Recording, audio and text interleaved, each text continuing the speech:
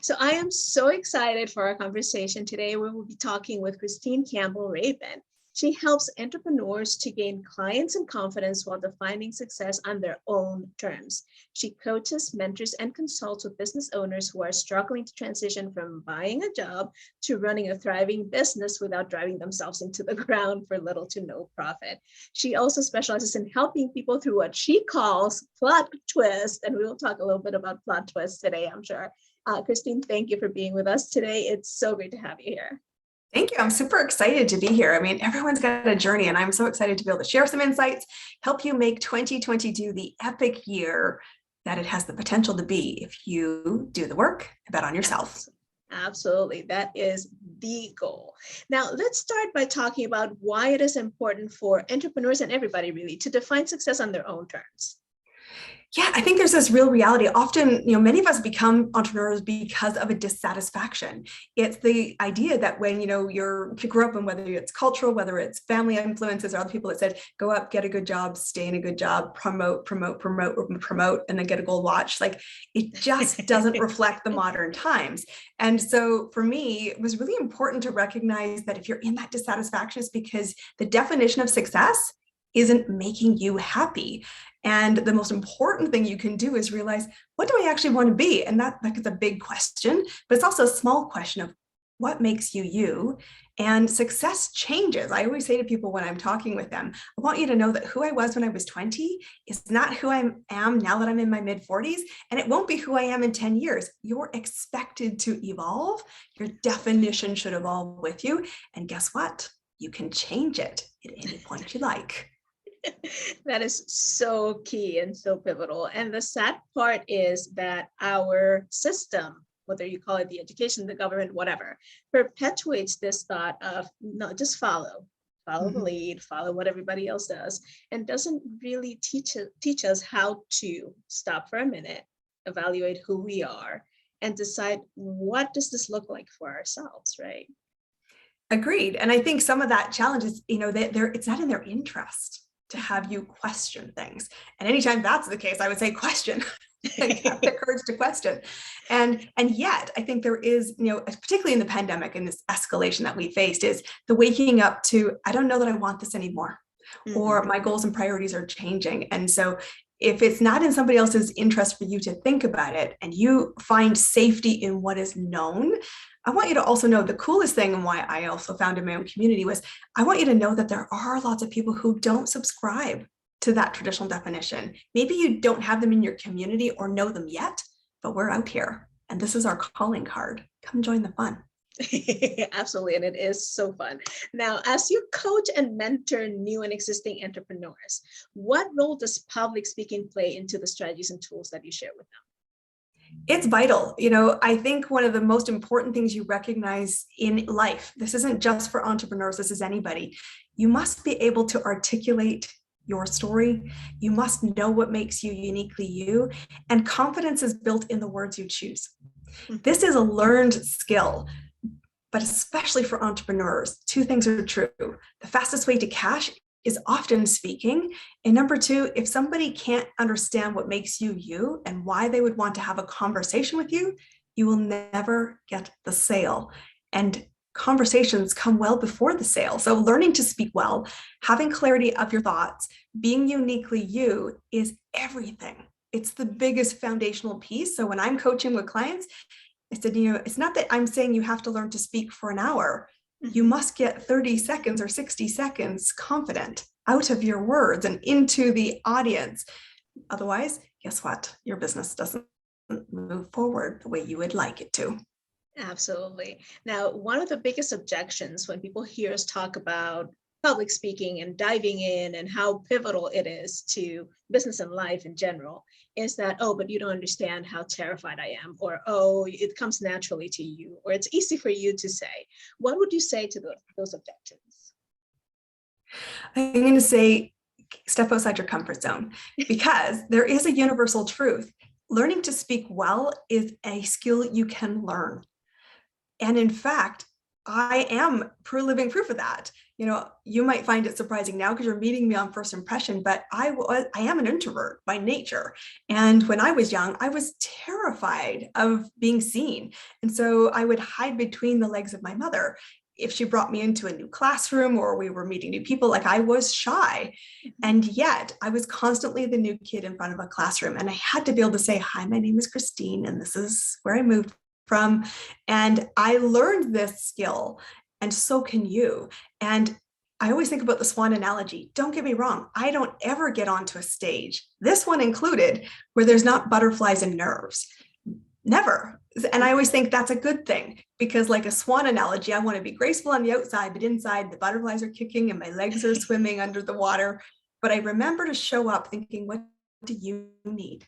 Don't make this about me. So if you're thinking you don't know how terrified I am, I'm going to call BS politely and say, I am that person. I was that terrified, but you can learn the skills, but you know what? You can't get better at it if you don't actually do it for yourself.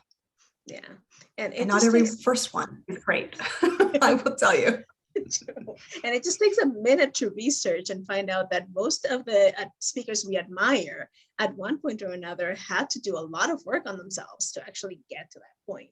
So it's very common. And stage fright's a real thing. It really is. It really is. And for a lot of us, I was a teacher for a really long time. And every time I stood in front of a classroom, butterflies again. And I did it for 20 years, but still, it was just as nerve-wracking the last day as it was the first, but I did it. Now, how can speaking in public be used as a tool against when we first met? Let me back up a little bit. Sorry. When we first met, you used the expression being lost in a sea of sameness, and that stuck with me. So I just want to talk a little bit about how speaking in public or learning the skill that we've been talking about can serve as a tool to swim out of that sea of sameness that you mentioned.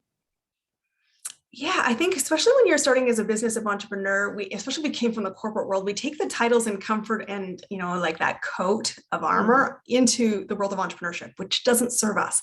And what I mean by that is if you took your technical skills and started a business against it, you often introduce yourself with those technical skills. I might say, hi, I'm an accountant, or hi, I am someone who's in marketing. And you use these really generic big terms that are really common because they're often tied to corporate titles. And in the corporate structure, we go, oh yeah, I kind of know where you fit. Not necessarily what you do, but I know where you fit.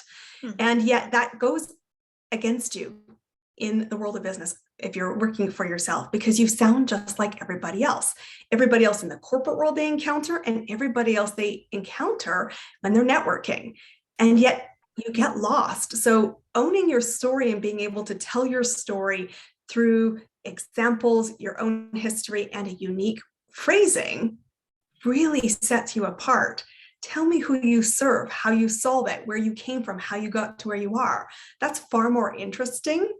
And again, it sparks the conversation that might want to be had. And that's really your number one purpose of speaking, particularly publicly speaking about your business, is creating a sense of intrigue. Who am I? Why do you want to know me? And potentially that I could offer some value, not necessarily to you, but maybe someone you know, and therefore it's worthy of a conversation. So I think it's so important to spend time crafting. How are you different than someone else? So that you don't get lost. Because if you do, your business will take longer to reach momentum than perhaps you'd like, and possibly you could run out of runway before it happens.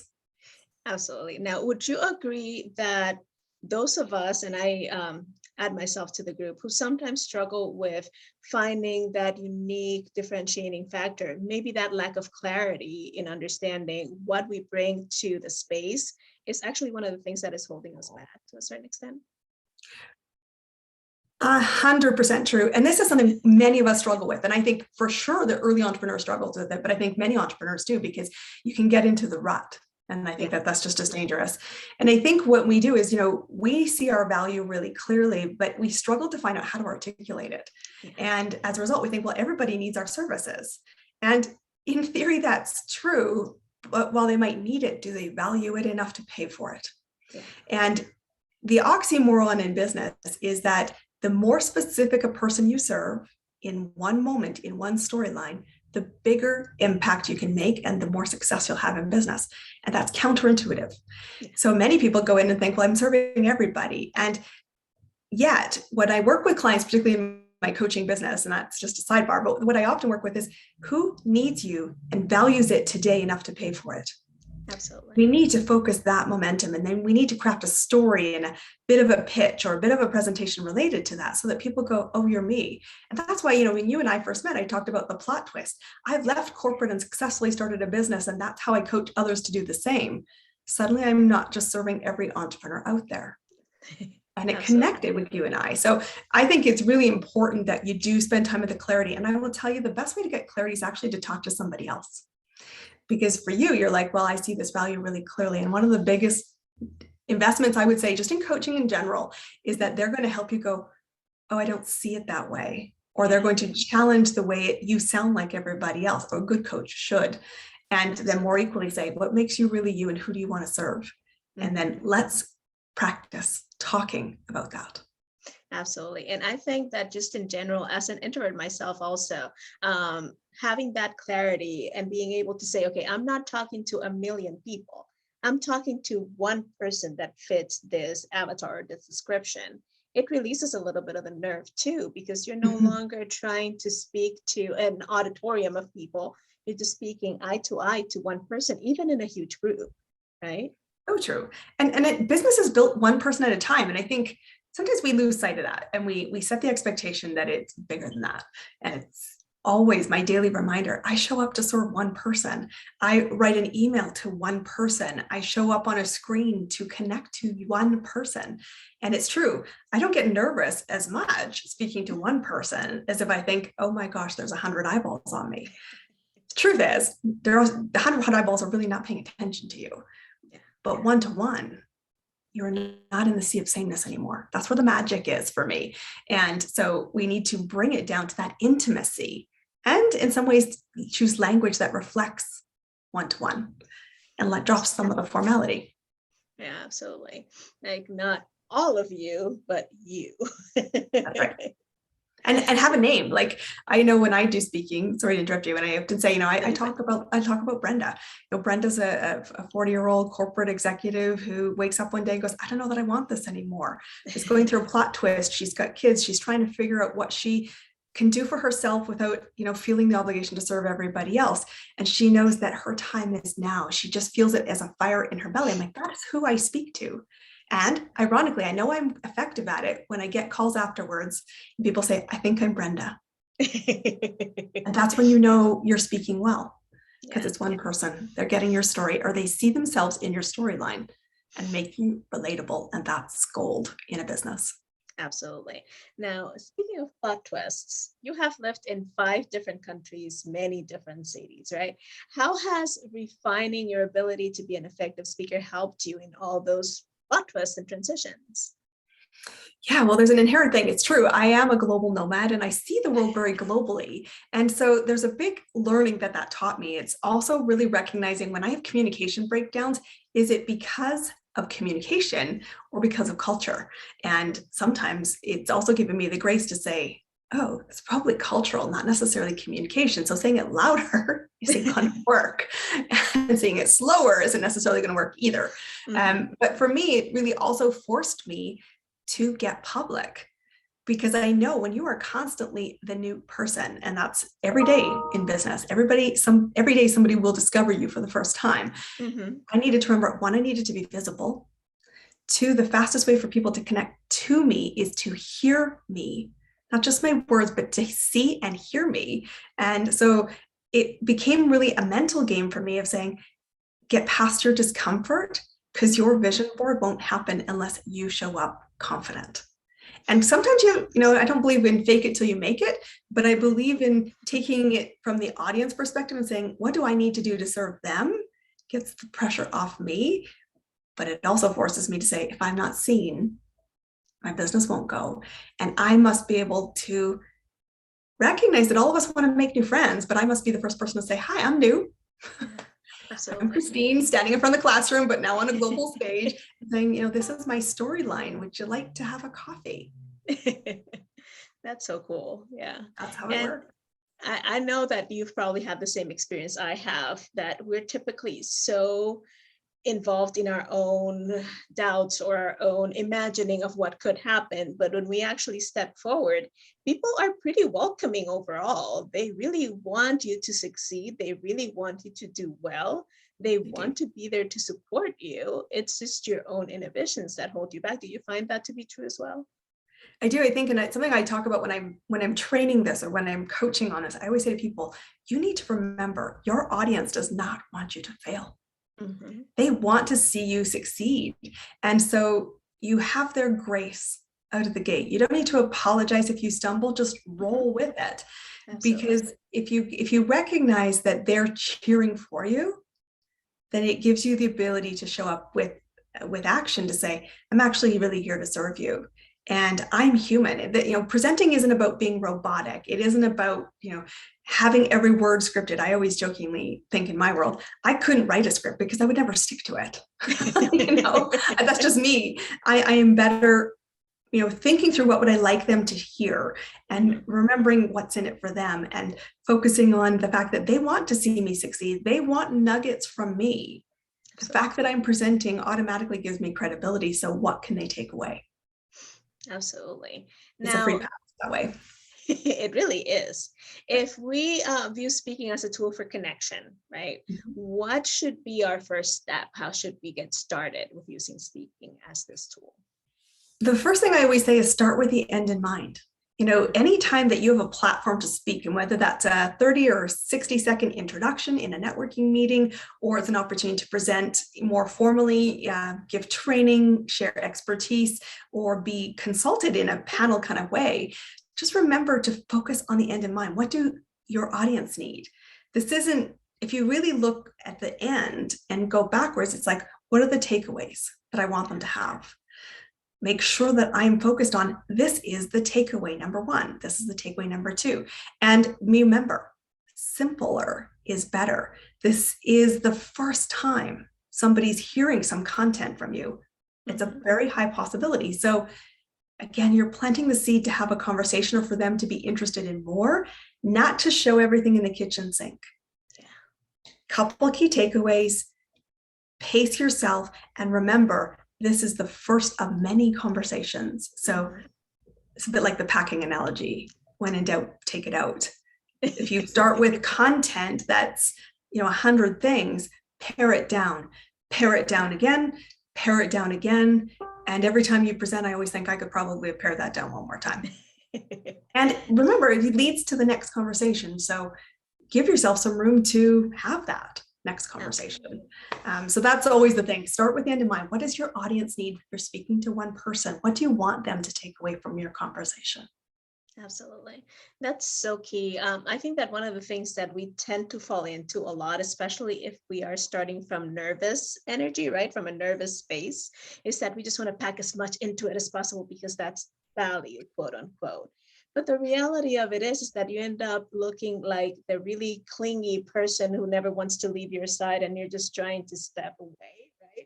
It's too much for the audience to take. They can't really internalize all of that at once. So keeping in mind that it's the first of many, you will always have another chance. You will always have another opportunity. I think that that's pivotal and key in figuring out how do we frame our conversations. And I would add one more build onto that because it's true. This is the first time they're hearing it. And I naturally speak a mile a minute. I'm the youngest child who can relate to that. But when I present, I am really cognizant to slow down. Mm-hmm. Most people in my life would say, could you pretend you're speaking to me, presenting? Because I could understand you more. And I know 5 minutes from now, like you'll go, oh, right, I understood and heard what you said. So, remember to take it slow, keep it simple. I don't mean simplistic, but keep it simple to the amount of content. I think there's so much power in threes. And at the same time, go slower. Yeah. Pause. And especially, I know it's the biggest thing that I do when I'm like coaching somebody is like, when you first command space, take 3 slow breaths before you start anything. Because otherwise you go, and everyone's like, whoa, what's just happened? And if you just, it makes you extra nervous, I will tell you. So this is a practice skill, but to stand up and go, just hold space with your hands in a neutral position and then go, I am now bringing my heart rate down. The audience is leaning in and we all kind of get on the same page without me going tap, tap, tap to the mic. It's like, pause. Yes. Go slower than you think. Include less detail than you think, because that's how they're going to hear it, digest it, and get the light bulb, which is your takeaway that you want them to get. Absolutely. Hope that helps. It does. And that is so key. I think that we neglect the power of a convenient silence, of a well-placed silence, not just at the beginning, but throughout the entire presentation. Even as a teacher, when I stood in front of a classroom, I wouldn't call them out or yell at them. I would just stand in silence. It would not take long before they noticed that I was waiting on them. And these were children, right? So much more adults, when they notice that you're standing there in silence and composed waiting, they will understand and they will take the cue. So. And silence is really important also in the digital space, because the reality is it's very hard to capture everyone's attention when you're on a digital platform, because I can't stand in front of you saying, hi, I see you scrolling on Facebook, like I would in a physical room. So using pause on a digital platform is equally important, because if someone is distracted, whether that's with technology, whether that's with kids or dogs or pets or something in our current environment, the moment they realize the screen is silent, they're going to check up, am I still connected? Yep. And what did you just say? So incorporate pauses just as much, if not more so, in this digital space, because it can have a really powerful impact. And again, just count in your head slowly. You think it happens in a nanosecond. For them, it needs longer. Oh, yeah. Absolutely. Now that segues nicely into my next question. There's a lot of noise out there. So speaking of silence, now let's talk about noise. And I think that one of the things that holds a lot of us back is this thought or this idea that, wait, there's so much out there, there's no space for me anymore. How am I going to be noticed or stand out? Everything has been done, or there's no way they're going to notice me. What advice do you give to people who are allowing that thought to be what stops them? Well, first, I would say that's a real fear-based thinking, keeping you safe on the shoreline, because there are a billion people on the planet. And if you go back to our comment before, which is you don't show up to serve the masses, you show up to serve one. You want to think in your mind about, if someone had come to me when I was 10 years younger and offered the input that I now know, would I value it? And the answer is yes, because knowledge is about shortening your learning curve. It is about connecting the dots. It's about making fewer mistakes, less costly for less amount of effort. And that's always valuable, even in a really crowded marketplace. What makes you uniquely you is that the person who's going to connect to you might find the same information in 100 different places, but they don't hear it because it doesn't connect in the way that they relate to. And so I would say, watch the fear-based thinking, recognize that if you can serve one person, it's hugely valuable. And who would you needed to have been served by 10 years ago? And then show up as that person, talking to that person you once were. That's going to make you profoundly impactful as a speaker. And recognize you're not for everybody, but your voice will be the one they hear if you connect to the person you are meant to serve, and just have faith in that. Because when I do that, I go, oh, all of that noise becomes irrelevant. The big thing in truth is that knowledge is everywhere. So people aren't learning necessarily the knowledge, they want to know the how. What you have to gift in your own voice and your own examples and your own plot twists and your own hurdles and your own storyline is, this is how I navigated it. That's your connection point. Awesome. Now, for people who, and we're going to kind of circle back around, right? For the people who consider themselves, who label themselves as shy or introverted, or even those who might fall into full-blown social anxiety, even by the thought of speaking in front of other people, right? How can they begin to rise above that fear? Yeah, I think it's two things. number one, it's a recognition that mastery isn't achieved without action. Mhm. So to become a good public speaker, like I have become a great speaker, comes from the fact that I just kept trying. And I would say part of that, the second piece of it, is you need to embrace the suck. Which I would say is, when I first got on social media, I'm not the person you see now. Mhm. I remember, the butterflies, and I remember stumbling up on stage, and I remember knocking papers off tables. Like I've done all of that, all of it, and probably will again. But what I remembered was, no matter how painfully bad it was, the thing I could always go back and laugh at myself a little bit, saying it will never be as bad as that again. Yeah. And so I would challenge you to say and recognize, if you want to get better, you must do it. And having somebody to do it in front of is a really good investment. I've taught corporately in my previous life, how to become an effective speaker. And I've done everything with engineers to the marketing and sales team. You get better with practice. But the most important thing is not that you read it, not that you practice the slides. It's really the best practice you get is the one you do out loud. Absolutely. And my dog and my husband and my kids know that if I am presenting something that's important, and it's not on the fly something, but something I'm formally, committing to presenting on, they'll hear me hundreds of times rehearsing, so that when I get there, I look confident, because I've already achieved a sense of confidence because of how many times I've done it. If you're searching for the words in your next slide or in your next statement, you haven't practiced enough. And practice in front of a mirror, practice it out loud. Pets are great. They don't judge. They're not criticizing, and they will help you build confidence. But your best thing is to do it. And if you're looking for workshops or ways to do it, then reach out. But it is important to do it in front of somebody, to listen to the things that you're not saying, or to recognize that even if you've practiced 100 times, then say, okay, now slow down, because I'm hearing it for the first time. Absolutely. I'm trying to recall who it was, but there was a coach, a basketball coach or a football coach or something, that told their team, practice until you get it right, and then practice until you can't get it wrong. And that's that same kind of idea, right? We think, okay, I'll practice it a couple of times, I'll be fine. No. Practice until it becomes second nature, until it is so ingrained in you that you don't have to put too much thought into it, right? It is really great advice, because remember, you're when you're planning, my dad always says, planning precedes performance. Mm-hmm. You're planning enough so that you're confident on when the nerves are high. Mm-hmm. But you also need to be confident so that you know your content so well you're looking confident. And if something goes south, like you lose your PowerPoint or you lose some of the technology you had depended upon, you can just go, I'm rattled, but I will go on. And that's when you really go, wow, look how far I've come. Mm-hmm. Yeah. Celebrate that.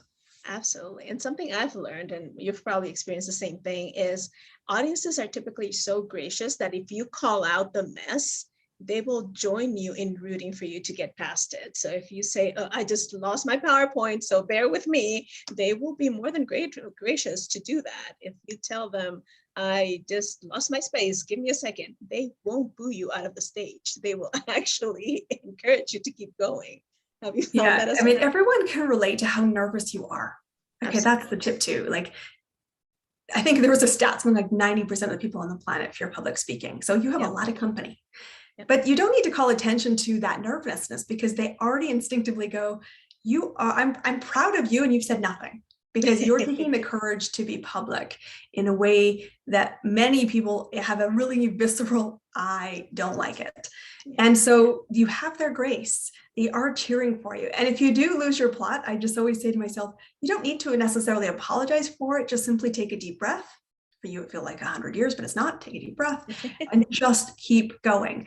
And at the end of it, unless you call it out, I will tell you, a good 75% of your audience won't even know that you stumbled. So, the perfect example last week, I was saying to you, Marcy, that we had the comment, my dog doesn't bark and doesn't whine, isn't a very vocal dog. And in my last life, he was barking and whining through all of it. And I had said this is a potential to the person before they hit record. She started to notice it was happening, but other than my one glare to my dog, unless I told you it was there in the background and you knew the story and how unusual it is, you probably wouldn't have noticed. Yeah. And so it was a good reminder to myself, even though I presented for more than 25 years, it still happens. But the reason we practice is that when it rattles us, we just go, I'm going to keep going. My audience is none the wiser. And afterwards, you're laughing hysterically, going, I could kill you. How did that happen? And most of your audience is like, what are you talking about? Like, Yep. How funny. Different perspectives, right? Remember the perspective. Yours versus what does your audience need? As long as they get what they came to get out of the conversation, they have so much generosity for you. Absolutely. And are really cheering you on. You're right. You know, they are going, wow, look at you go. Now, this has been amazing and we have covered a lot of ground, but any final thoughts that you would like to leave all of us with? Yeah, I would say just a recap, you know, keep it simple. You have to practice. So make sure you've got time preparing. And when I talk about preparation, it is say it out loud. Mm-hmm. You know, it isn't just work on the slides, take your content, have it cut out half and practice it out loud. And number 3, just remember the perspective of you're there to talk to one person and you can do this. Learning to present well is a really important business skill. It's an important life skill, but it's one you can acquire. If you need help in it, this is what I do. Come have a conversation. But I want you to know you can, because I'm living proof it's possible. And I hope it inspires you. And I want you to know you're going to make amazing impact once you get past the fear of simply getting out there and getting onto stage. Absolutely. Well, thank you so much, Christine. There will be a link on this page leading to some of Christine's resources and all of her help. And we just thank you for being here with us and don't miss any of the other interviews. Thank you so much. Thanks, Thank you, guys. Christine.